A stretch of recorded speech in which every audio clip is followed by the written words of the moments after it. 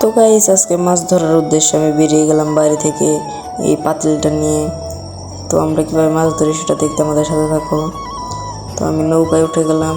এই নৌকাটা করে আমরা আজকে মাছ ধরতে যাব। এই বিলের মাঝখানে আমরা কীভাবে মাছ ধরি সেটা দেখতে হলে আমাদের সাথে থাকতে হবে। আর গাইস দেখো, বিলের কি সুন্দর ভিউ। আমরা কিন্তু এটাকে বিল বলে থাকি। তো তোমাদের আঞ্চলিক ভাষায় এটা কী বলে থাকো কমেন্টে বলবি, ঠিক আছে?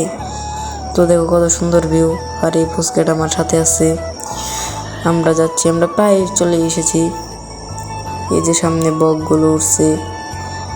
মাছ ধরতে মজাই লাগে, আর যদি এরকম সুন্দর ভিউ থাকে। আর ও হাই দিতেছে, ওর আমি পাত্তা দিলাম না।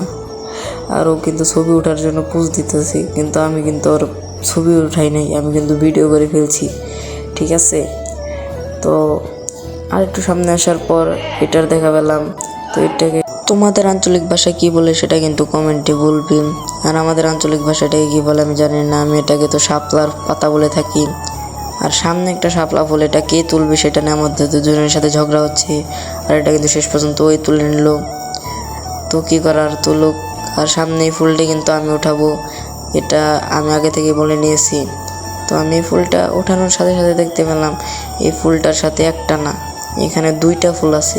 তো আমার লাভটা কিন্তু ভালো ওর থেকে। আর আমরা এখানে যে কারণে এসেছি মাছ ধরতে, তো অবশ্যই কিন্তু আমরা মাছ ধরে ফেলেছি। আমরা কিন্তু আরও মাছ ধরবো, এই কয়টায় না, তোমরা ভেবো না যে এই কয়টায়। আরও মাছ ধরবো। কিন্তু আজকের ব্লগটা এই পর্যন্তই। সবাই ভালো থেকো, খোদা হাফেজ। আর চ্যানেলটি সাবস্ক্রাইব করে রাখো। আর টিকটক থেকে দেখলে ফলো দিও। খোদা হাফেজ।